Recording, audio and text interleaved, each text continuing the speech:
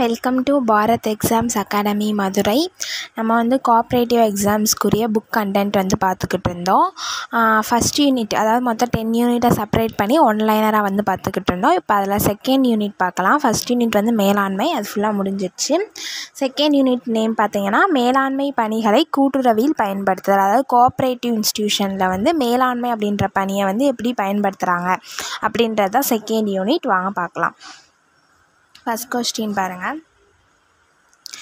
என்ன செய்ய வேண்டும், எப்பொழுது செய்ய வேண்டும், எப்படி அதை செய்ய வேண்டும் மற்றும் யார் அதை செய்ய வேண்டும் என்பதை முன்கூட்டியே தீர்மானிப்பது தான் திட்டமிடல். ஓகேங்களா? பிளானிங் அப்படின்றது என்ன அப்படின்றப்போ என்ன செய்கிறோம், அதை எப்போ செய்யணும், அதை எப்படி செய்யணும் அப்படின்றத, அது மட்டும் இல்லாமல் யார் அந்த ஒர்க்கை செய்யணும், இது எல்லாத்தையுமே பிளான் பண்ணி நம்ம கொடுக்கறதுக்கு பேர் தான் திட்டமிடுதல். அதாவது பிளானிங் அப்படின்றது இதுதான் அப்படின்னு சொல்கிறாங்க.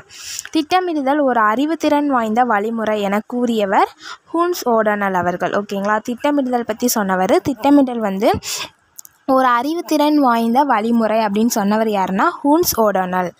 நிறுவனத்தின் திறனை அதிகரிப்பது, நிறுவனத்தின் இடர்களை நீக்குவது, நிறுவனத்தின் ஒருங்கிணைப்பை ஏற்படுத்துவது போன்றவை திட்டமிடுதலின் நோக்கங்கள். அதாவது திட்டமிடுதலோட நோக்கங்கள் என்ன அப்படின்றப்போ, ஒரு நிறுவனத்தோட திறன், இந்த பவர் அதிகரிக்கணும், அந்த நிறுவனத்துக்கு இருக்கக்கூடிய அந்த இடர்கள் அதெல்லாம் போக்கணும், நிறுவனத்தோட ஒருங்கிணைப்பை ஏற்படுத்தணும். இந்த 3 தான் திட்டமிடுதலின் நோக்கங்கள் அப்படின்னு சொல்கிறாங்க. நிறுவனத்தின் குறிக்கோளை விரைவில் அடைவதற்காக அன்றாட நடவடிக்கை திட்டங்களை குறுகிய கால திட்டமாகும். அதாவது நிறுவனத்தோட குறிக்கோளை வந்து அடைவதற்காக, அதாவது கோல், இப்போ ஒரு நிறுவனத்துக்குன்னு ஒரு கோல், ஒரு அப்ஜெக்டிவ் இருக்கும். ஸோ அதை வந்து நம்ம அடையிறதுக்காக நம்ம பெரிய பிளான் பண்ணுவோம். அந்த பெரிய பிளானிங்கை விட ஒவ்வொரு நாளைக்கும் ஒரு பிளான் பண்ணுவோம்ல. இன்றைக்கி இதை பண்ணால் தான் நம்ம நாளைக்கு இதை பண்ண முடியும், நாளைக்கு கழிச்சு இதை பண்ண முடியும், கோலை வந்து சீக்கிரமாக வந்து அச்சீவ் பண்ண முடியும்.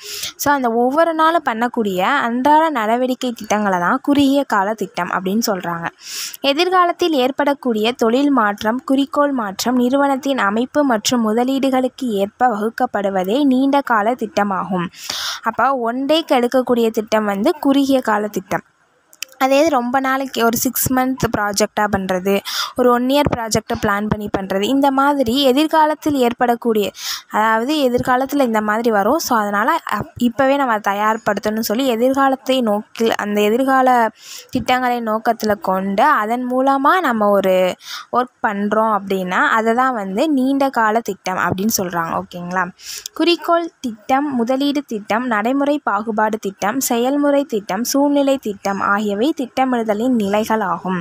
அதாவது திட்டமிடுதலுக்கு நிலைகள் இருக்குது. அது என்னென்னு சொல்கிறாங்க. குறிக்கோள் திட்டம், அதாவது ஃபஸ்ட்டு கோல் என்ன, அந்த கோல் எப்படி அச்சீவ் பண்ணணும் அப்படின்ற திட்டம். முதலீடு திட்டம்ன்றது அதுக்குரிய முதலீடு நம்ம என்ன போடணும், எவ்வளோ போடணும் அப்படின்றத யோசிக்கிறது. நடைமுறை பாகுபாடு திட்டம் அப்படின்றப்போ வந்து எப்படி வந்து நம்ம அதை நடைமுறைப்படுத்துறது அப்படின்றது. செயல்முறை திட்டம்ன்றது அதை எப்படி செயல்படுத்துறது. சூழ்நிலை திட்டம்ன்றது ஒவ்வொரு நிலைமையில சூழ்நிலை மாறும். ஸோ அந்த சூழ்நிலைக்கு ஏற்றாப்புல நம்ம திட்டங்களை வந்து சேஞ்ச் பண்ணுறது. இது எல்லாமே வந்து திட்டமிடுதல் நிலை. எல்லா வகையான திட்டமுமே வந்து ஒரு நிறுவனத்துக்கு தேவைன்னு சொல்கிறாங்க. திட்டமிடுதலின் நன்மைகள் என்பவை அப்படின்னு சொல்லியிருக்காங்க. ஒரு 4 ஆப்ஷன் கொடுத்துருக்காங்க. அதில் வந்து ஆப்ஷன் ஆ மற்றும் இ சரியானது அப்படின்னு சொல்லியிருக்காங்க. அப்போ ஆ, இ மட்டும் பார்க்கலாம். நிறுவனத்தின் குறிக்கோளை அடைவது, செயலாக்க செலவுகளை குறைப்பது, ஒருங்கிணைப்பை ஊக்குவிப்பது, கட்டுப்பாட்டிற்கு வழிவகுப்பது. அப்போ இது எல்லாமே திட்டமிடுதலின் நன்மைகள் ஆகும். ஓகேங்களா? உடனடி திட்டம், நீண்டகால திட்டம் அப்படின்றது திட்டமிடுதலோட வகைகள். ஸோ ஆப்ஷன் ஆ வந்து கிடையாது, ஆ மற்றும் இ வந்து சரியானது. ஓகேங்களா? கொள்கை முறைகள், வரையளவு, செயல்முறை, திட்டப்பட்டியல் முறை, நடைமுறை திறன் ஆகியவை கூட்டுறவு திட்டமிடுதலின் முக்கிய காரணிகள். ஓகேங்களா?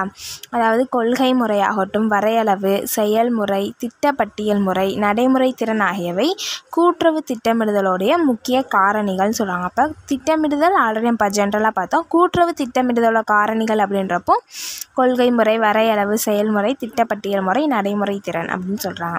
கூட்டுறவு சங்கங்கள் தம் விருப்பம் போல் நோக்கங்களையும் திட்டங்களையும் மாற்றிக்கொள்ள முடியாது. ஓகேங்களா? ஒரு கூட்டுறவு சங்கங்கள் வந்து அப்படி அது அவங்களுடைய சுய விருப்பத்தின் பேரில் ஒரு நோக்கத்தையோ திட்டத்தையோ மாற்ற முடியாதுன்னு சொல்லலாம்.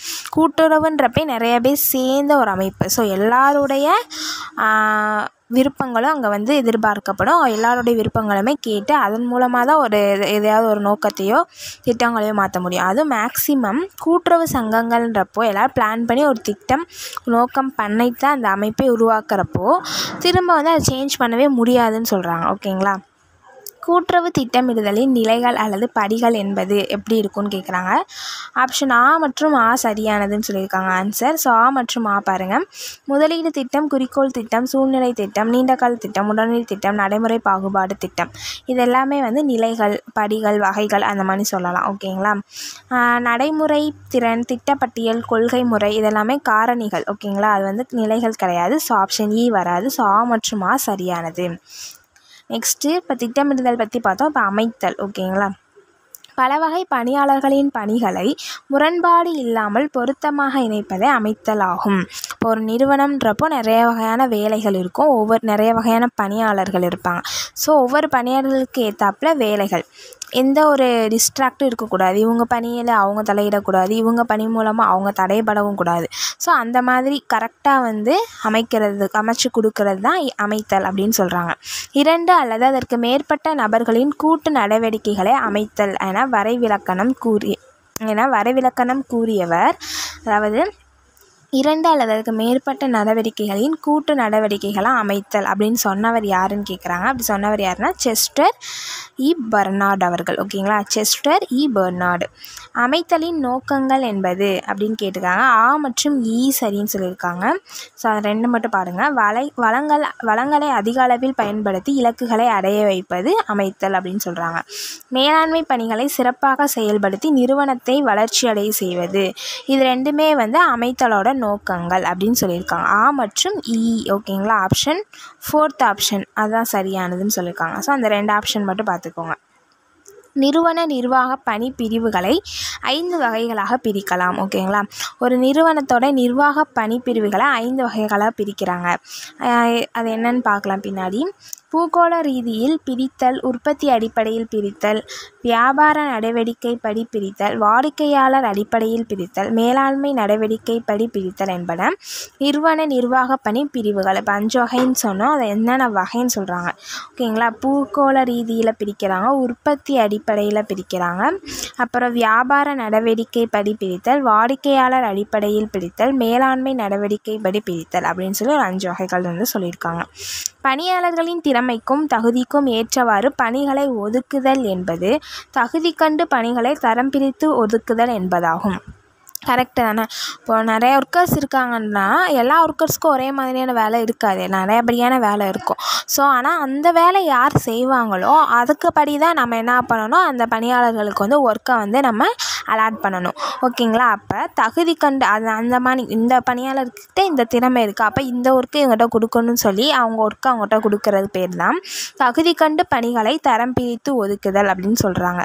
ஒருவர் செய்யும் முடிவுகளை மற்ற ஒருவரின் செயலை நெறிப்படுத்தும் சக்திக்கு அதிகாரம் என்று பெயர். இதை நம்ம ஆல்ரெடி பார்த்துருந்தோம். அதாவது ஒருவர் செய்யும் முடிவுகளை மற்ற ஒருவரின் செயலை நெறிப்படுத்தும் சக்திக்கு, நம்ம இப்போ ஹெட் பொசிஷனில் இருக்கிற ஒருத்தவங்களுடைய முடிவு, அவங்களுடைய ஆர்டர் எதுவோ அதுதான் மற்ற பணியாளர்களை வழி நடத்தும். ஓகேங்களா. அந்ததுக்கு பேர் தான் அதிகாரம். அதை தான் அதிகாரம்னு சொல்கிறாங்க. ஓகேங்களா. அதிகாரத்தோட டெஃபனிஷன் அதுதான். அதிகார பரிமாற்றம் என்பது அதிகாரம் தலைமையிடத்திலிருந்து கீழ்மட்டம் வரை படிப்படியாக பகிர்ந்து அளிப்பது ஆகும். அதிகார பரிமாற்றம் அப்படின்றது என்னன்னா, அதிகார தலைமையிடத்திலிருந்து கீழ்மட்டம் வரை, அதாவது அதிகாரம் வந்து ஹை பொசிஷனில் இருக்கவங்களுக்கு எவ்வளோ அதிகாரம் இருக்கோ அது கீழே இருக்கவங்களுக்கு அதிகாரம். இப்படி ஒவ்வொருத்தவங்களுக்கும் அதிகாரத்தை வந்து பகிர்ந்து அளிப்பதை தான் அதிகார பரிமாற்றம்னு சொல்கிறாங்க. அதிகாரம் என்பது மேலாளர் பணியாளர் ஆகிய இருவருக்கும் இடையே உள்ள உறவை குறிக்கிறது. ஓகேங்களா. மேலாளர்கிட்ட இருக்க அதிகாரம் வேறு, பணியாளர்கிட்ட இருக்க அதிகாரம் வேறு. ஓகேங்களா. அப்போ பணியாளர் நடைமுறைப்படுத்துவது அப்படின்றது தான் மேலாளர்கிட்ட அதிகாரம், அவங்ககிட்ட வேலை வாங்க வைக்கிறது அது மாதிரி பணியாளர்கிட்ட இருக்க அதிகாரம் என்ன, ஒர்க்கு கரெக்டாக பண்ணுறது, அவங்களுக்கு கீழே இருக்க ஒர்க்கர்ஸாக வந்து வேலை வாங்குறது, இதுனா அவங்களுடைய அதிகாரமாக இருக்கும். ஸோ இவங்க 2 பேர்த்துக்கு இருக்கக்கூடிய உறவு அதிகாரம் அப்படின்னு சொல்கிறாங்க. ஓகேங்களா. பொதுவாக அமைத்தல் பணியை 4 வகைகளாக பிரிக்கலாம். இப்போ நம்ம அமைத்தல் அப்படின்ற டாபிக் தான் பார்த்துக்கிட்டு இருந்தோம். அது மொத்தமாக அந்த பணியை 4 பிரிவாக பிரிக்கிறாங்க. அது என்னன்னு பார்க்கலாம். துறைகள் முறை ஒருங்கமைப்பு, பழைய முறை ஒருங்கமைப்பு மற்றும் இராணுவ முறை ஒருங்கமைப்பு என்று அழைக்கப்படும் முறைக்கு நிர்வாக தொடர் முறை அல்லது ஒருங்கமைப்பு. அதாவது 4 வகை. இந்த 4ஐயும் சேர்த்து என்ன சொல்கிறாங்கன்னா நிர்வாக தொடர் முறை அல்லது ஒருங்கமைப்பு அப்படின்னு சொல்கிறாங்க. ஓகேங்களா.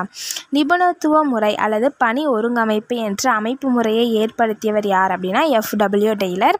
இவர் யாருன்னு நம்ம ஆல்ரெடி ஸ்டார்டிங்கில் பார்த்துருந்தோம் யூனிட் 1ல். அதாவது அறிவியல் மேலாண்மை அதோடைய தந்தை அப்படின்னு சொல்கிறாங்க.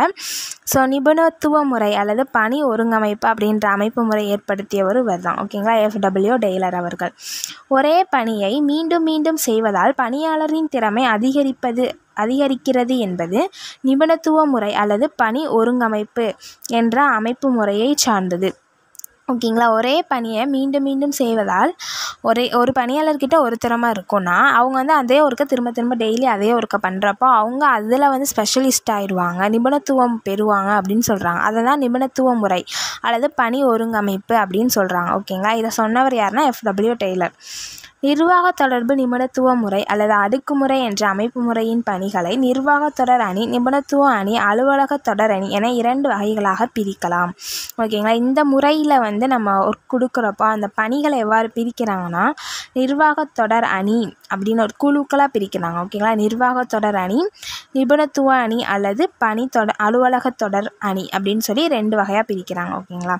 நிறுவனத்தின் நிர்வாக குழு முதல் கீழ்மட்ட பணியாளர்கள் வரை தொடர்ச்சியான அதிகாரங்களை பெற்று நோக்கங்களையும் பணிகளையும் மேற்கொள்வதற்கு நிர்வாக தொடர் அணி அப்படின்னு சொல்லலாம். அதாவது 2 அணி சொல்லியிருந்தோம், நிர்வாக தொடர் அணி, நிபுணத்துவ அணி. நிர்வாக தொடர் அணி அப்படின்றப்போ நிறுவனத்தோட நிர்வாக குழுவிலேருந்து கீழ்மட்ட பணியாளர்கள் வரை அவங்களுக்குரிய தொடர்ச்சியான அதிகாரங்களை கொடுத்து அவங்க நோக்கங்களையும் பணிகளையும் மேற்கொள்வதற்கு தான் அந்த நிர்வாக தொடர் அணி அப்படின்ற ஒரு அமைப்பு இருக்குது அப்படின்னு சொல்கிறாங்க. ஓகேங்களா.